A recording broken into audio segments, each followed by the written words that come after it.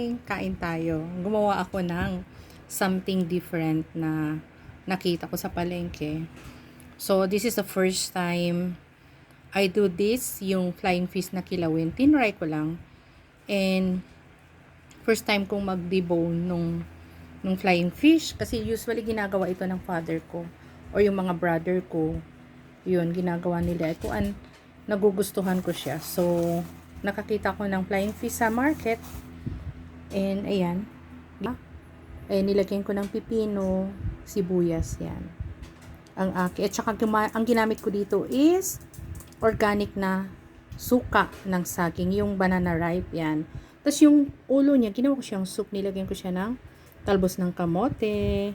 Syempre, hindi yan makukumpleto pag wala kaming yellow rice. So, gumawa ako ng rice with turmeric.